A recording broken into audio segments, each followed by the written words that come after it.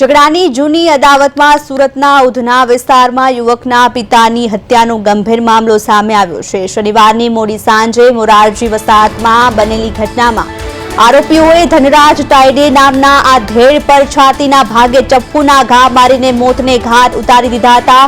Police તપાસમાં ખુલાસો થયો છે કે વિકી ઉર્ફ લકી અને દીપક ઉર્ફ કરણ ગણેશ વાઘ વચ્ચે જૂની અદાવત ચાલી રહી હતી। આ ઝઘડામાં એક સગીર સહિત આરોપીઓ મારવા માટે દોડી આવ્યા હતા। તે સમયે વચ્ચે પડેલા વિકી ઉર્ફ લકીના પિતા ધનરાજ તાયડે પર જીવલેણ હુમલો કરવામાં આવ્યો હતો।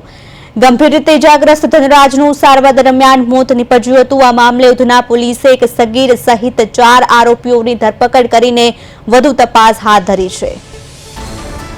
ઉધનામાં ધનરાજ નામના યુવકની હત્યાના કેસનો ભેદ ઉકેલવામાં આવ્યો છે, જેમાં જૂની અદાવતમાં એક ઘાતકી હત્યા કરાઈ હતી। પુત્રને બચાવવા માટે આવેલા પિતાની હત્યા કરાઈ હતી, ત્યારે એક સગીર સહિત 4 આરોપીઓને ઝડપી લેવાયા છે। ઉધના પોલીસે આ તમામ 4 લોકોને ઝડપીને આગળની કાર્યવાહી હાથ ધરી છે।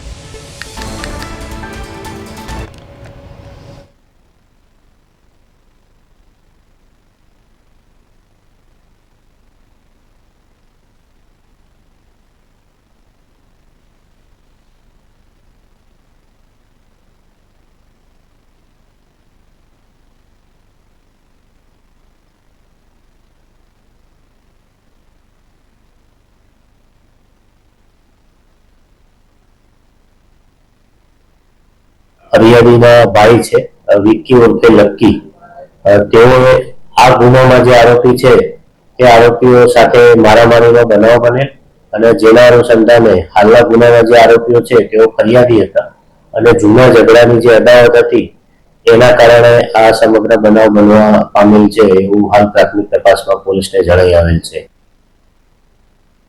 તે જ વિસ્તારના 4 ઇસમોએ તેમના ઉપર જીવલેણ હુમલો કરેલો અને હુમલો કરી અને એ લોકો ભાગી ગયેલા। ફરિયાદીના પિતાજીને તાત્કાલિક 108 માં સારવાર અર્થે સિવિલ હોસ્પિટલ ખાતે લઈ જવામાં આવેલા અને સારવાર દરમિયાન ફરજ પરના ડોક્ટરોએ ફરિયાદીના પિતાને મૃત જાહેર કરેલા।